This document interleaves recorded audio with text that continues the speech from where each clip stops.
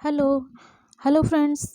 इस वीडियो में हम समझते हैं भारतीय संविधान का भाग एक यानी पार्ट को हम अध्याय कह सकते हैं यानी चैप्टर कह सकते हैं। भारतीय संविधान का जो पार्ट एक है इसमें जो है एक से लेकर 4 आर्टिकल दिए गए हैं या एक से लेकर 4 अनुच्छेद दिए गए हैं। भारतीय संविधान के भाग 1 में बताया गया है कि संघ और उसका राज्य क्षेत्र यानी भारत संघ और उसका जो है राज्य क्षेत्र क्या होगा इसके बारे में बताया गया है।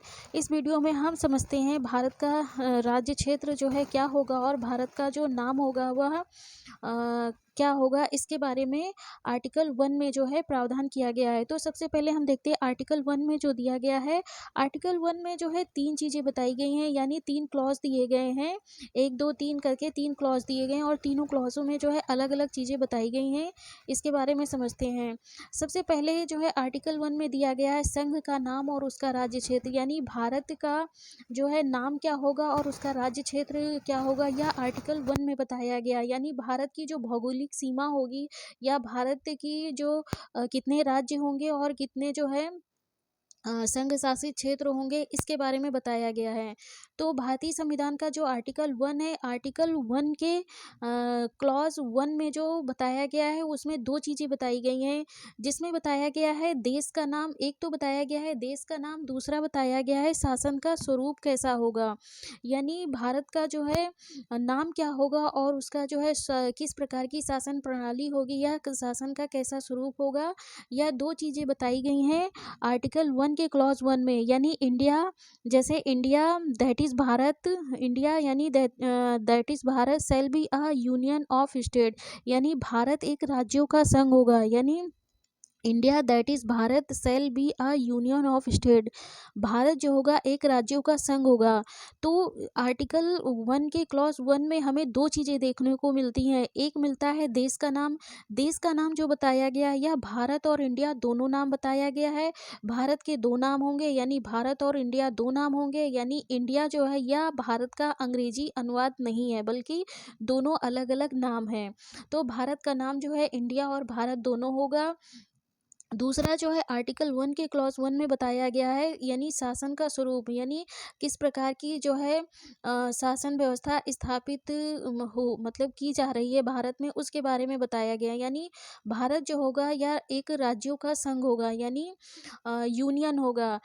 यूनियन यानी राज्यों का संघ समझने से पहले हम सबसे पहले देखते हैं कि पूरे विश्व में जो है 3 प्रकार की जो है शासन प्रणाली देखने को मिलती है। 3 प्रकार में सबसे पहला जो आता है यानी परिसंघ यानी कन्फेडरेशन। कन्फेडरेशन इसका यानी कन्फेडरेशन यानी परिसंघात्मक जो व्यवस्था होती है इसमें क्या होता है कि जैसे कुछ छोटे छोटे प्रांत होते हैं या राज्य होते हैं वो मिलकर जो है अपनी कुछ शक्तियां केंद्र सरकार को दे देती हैं जिससे एक देश का गठन होता है या एक देश का निर्माण होता है। लेकिन जो यह परिसंघ होता है जो छोटे छोटे प्रांत मिलकर एक परिसंघ का गठन करते हैं यानी एक केंद्रीय सरकार या एक संघीय सरकार का गठन करते हैं तो यह परिसंघ जो है बहुत ही कमज़ोर होता है। इससे कोई भी राज्य जब चाहे तब अलग हो सकता है यानी जब भी जो है चाहे अलग हो सकता है। तो ये परिसंघ जो होता है बहुत ही कमज़ोर होता है। यह जो है विश्व में बहुत ही कम जो है ऐसी शासन व्यवस्था देखने को मिलती है। दूसरा जो होता है फेडरेशन यानी संघ होता है। फेडरेशन की हिंदी होती है संघ। संघ में क्या होता है कि जो राज्य होते हैं एक समझौता करते हैं यानी एक एग्रीमेंट के तहत जो है अपनी कुछ शक्तियां केंद्रीय सरकार को देकर एक यूनाइटेड स्टेट का गठन करते हैं यानी एग्रीमेंट के तहत यानी समझौता के तहत। जो फेडरेशन होता है या फेडरेशन भी जो है कन्फेडरेशन से थोड़ा अच्छा होता है। इसमें भी लेकिन जो राज्य अलग होना चाहे वे संघ से या केंद्र से अलग हो सकते हैं, केंद्रीय सरकार से अलग हो सकते हैं। इसमें फेडरेशन में क्या होता है कि जो राज्य जो है अपनी शक्तियाँ जो है केंद्र सरकार को देकर एक एक एग्रीमेंट के तहत उस संघ में शामिल होते हैं। अगर वो एग्रीमेंट मतलब कि तोड़कर अलग होना चाहें तो वो अलग हो सकते हैं, यानी एग्रीमेंट तोड़ के उसको जो है किसी उस संघ से अलग हो सकते हैं। तो जो फेडरेशन है, यानी फेडरेशन यानी फेडरल स्टेट का सबसे बेस्ट एग्जांपल हम देख सकते हैं अमेरिका का। अमेरिका में क्या है कि अमेरिका के जो 50 राज्य हैं उन्होंने जो है एक एग्रीमेंट किया या एक समझौता किया, एक समझौता कर कर जो है 50 राज्यों ने मिलकर एक यूनियन बनाया, यानी यूनाइटेड स्टेट ऑफ अमेरिका का गठन किया। अब ये अमेरिका के 50 राज्यों में से यदि कोई राज्य जो है चाहे अमेरिका से अलग होना चाहे तो यह समझौता तोड़कर अलग हो सकते हैं, लेकिन भारत उसके अमेरिका के ये जो राज्य हैं ये अलग जो है नहीं होंगे, क्योंकि फेडरेशन जो होता है यह ज़्यादा ही मतलब हाईली एजुकेटेड कंट्री में ही सक्सेस होता है।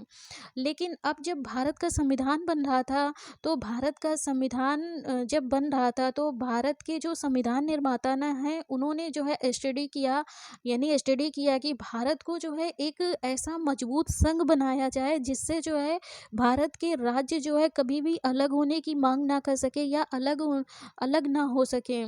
तो जो भारत के संविधान निर्माता थे उन्होंने जो है भारत को ना तो कन्फेडरेशन बनाया और ना ही फेडरेशन बनाया, बल्कि भारत को जो है एक यूनियन बनाया, यानी संघ बनाया। ये जो संघ होता है यानी जो यूनियन होता है यह सबसे मजबूत होता है, यानी इसमें यूनियन में यदि एक बार कोई राज्य जो है शामिल हो जाएगा तो वह उससे फिर कभी भी अलग नहीं हो सकता है। तो हमारे संविधान के निर्माता जो थे क्योंकि उनको ये मालूम था भारत में जो है जैसे कि 28 राज्य हैं, तो भारत के मतलब कि जितने राज्य हैं उतने राज्यों की भाषा बोली अलग है, उनका कल्चर अलग है, उनका रहन सहन अलग है। तो मतलब कि इस तरीके से अगर जो है भारत के संविधान के निर्माता जो है अगर फेडरेशन बनाते तो इसमें से भारत के जो राज्य हैं कभी भी अलग होने की मांग कर सकते थे जो है, जैसे भारत में भाषा के आधार पे जो है राज्यों का गठन तक किया करना पड़ा है, तो मतलब अलग होने की मांग भी कर सकते हैं। तो ये चीज़ें जो है संविधान के जो निर्माता थे उनको पता था कि अगर हम भारत को फेडरेशन बनाएंगे तो भारत जो अखंड भारत आज हमें दिख रहा है ये कभी भी टूटकर अलग हो सकता है। तो इसलिए जो है भारत को जो है यूनियन बनाया गया, यानी भारत का जो है एक राज्यों का संघ होगा, यानी संघ यानी यूनियन जो होता है यह सबसे मजबूत होता है। यदि भारत संघ में कोई भी राज्य एक बार शामिल हो गया तो वह दोबारा जो है उससे अलग नहीं हो सकता है। इसका एग्जाम्पल हम देख सकते हैं कि भारत में जो है भारत का संविधान लागू होने के बाद भी जो है कई क्षेत्रों को भारत में मिलाया गया है। जैसे हम सबसे बेस्ट एग्जांपल देख सकते हैं सिक्किम का, जो सिक्किम का क्षेत्र है यह भारत का क्षेत्र नहीं था, विदेशी था, और इसको भारत में जो है मिला लिया गया है। तो अब यदि सिक्किम चाहे कि हम भारत संघ से अलग हो सकते हैं तो जो है सिक्किम अलग होने की मांग नहीं कर सकता है, उसको मतलब कि अलग नहीं हो सकता है। एक बार भारत संघ में जो भी राज्य शामिल हो गया है वह दोबारा जो है भारत संघ से अलग नहीं हो सकता है।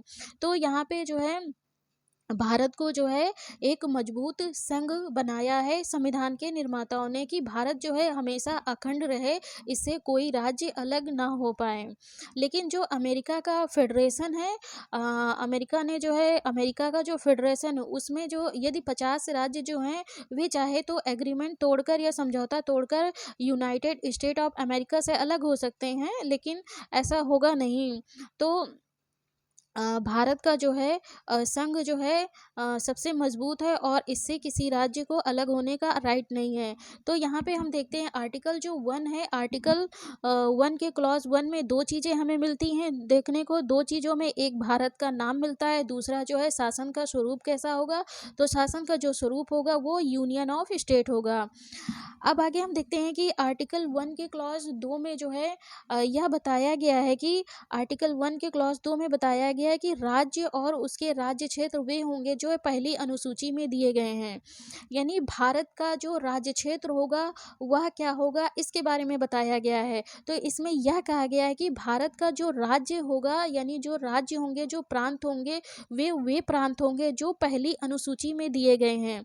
इसमें एक प्रकार से जो है डायरेक्शन दिया गया है, यानी भारत के राज्य वे होंगे जो पहली अनुसूची में दिए गए हैं। जैसे इसमें अब यदि किसी को देखना हो कि भारत के जो है कौन से राज्य शामिल हैं या उन राज्यों का क्या-क्या नाम है, तो इसके लिए यहाँ पे ये कह दिया गया है कि भारत के राज्य क्षेत्र वे होंगे जो पहली अनुसूची में दिए गए हैं। अगर यदि किसी को जानना है कि भारत के कितने राज्य हैं और उस राज्यों का क्या नाम है, तो इसके लिए यहाँ पे एक डायरेक्शन दे दिया गया है कि उसके लिए आपको पहली अनुसूची यानी फर्स्ट शेड्यूल देखना पड़ेगा। उसमें जो है राज्यों के नाम दिए गए हैं और संघ शासित जो क्षेत्र हैं उनके नाम दिए गए हैं। तो यहाँ पे जो है क्लॉज 1 में जो है बता दिया गया है कि यहाँ पे राज्य तो वे होंगे जो पहली अनुसूची में शामिल किए गए हैं, लेकिन अब किसी को यह जानना है कि भारत के कौन कौन से क्षेत्र हैं, तो उसके लिए उसको पहली अनुसूची को देखना पड़ेगा। जो भारत की संविधान के लास्ट में 12 अनुसूचियाँ दी गई हैं, उसमें से पहली अनुसूची में राज्यों के नाम और उनका जो है नाम दिया गया है और जो संघ शासित क्षेत्र हैं उनका नाम दिया गया है। अब इस आगे देखते हैं आर्टिकल 1 में ही जो है यह बताया गया है भारत में जो है भारत का जो राज्य क्षेत्र होगा उसमें जो है कितने मतलब उसकी कैटेगरी क्या होगी, यानी कितने प्रकार के जो राज्य है यह क्षेत्र जो है भारत में शामिल होगा। यानी क्लॉज 3 में जो है कैटेगरी बता दी गई है। जैसे कि भारत के राज्य क्षेत्र में जो है नंबर 1 पे आते हैं राज्य, जो कि भारत के जो है 28 राज्य हैं। 28 राज्य जो है वर्तमान में दिए गए हैं। तो ये एक कैटेगरी हो गई, भारत के राज्य क्षेत्र को विभाजित जो है किया गया है। दूसरी कैटेगरी इसमें बताई गई है संघ शासित क्षेत्र यानी यूनियन टेरिटरी भारत के राज्य क्षेत्र में होंगे जो 8 मतलब दी गई हैं।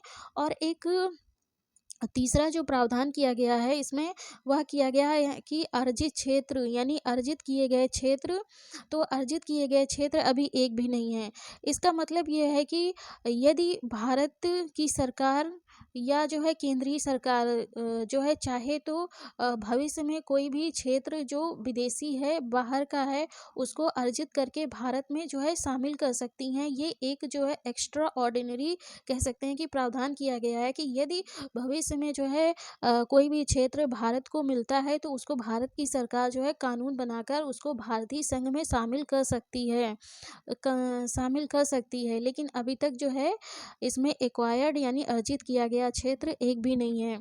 तो यहाँ पे जो है ये रहा भारत के संविधान का आर्टिकल 1। आर्टिकल 1 से हमें 3 चीज़ें देखने को मिलती हैं। एक तो हमें देश का नाम मिलता है, दूसरा मिलता है भारत जो है राज्यों का संघ होगा यानी यूनियन ऑफ स्टेट होगा। दूसरा हमें देखने को मिलता है कि भारत के राज्य क्षेत्र क्या होंगे, तो इसमें बता दिया गया है कि भारत के राज्य क्षेत्र वे होंगे जो पहली अनुसूची में दिए गए हैं। तीसरे नंबर पे जो है उस राज्य क्षेत्र को में कौन कौन सी कैटेगरी के क्षेत्र शामिल होंगे या राज्य शामिल होंगे उसको बताया गया है। अगली वीडियो में हम समझेंगे आर्टिकल 2 के बारे में यानी आर्टिकल 2 को समझेंगे।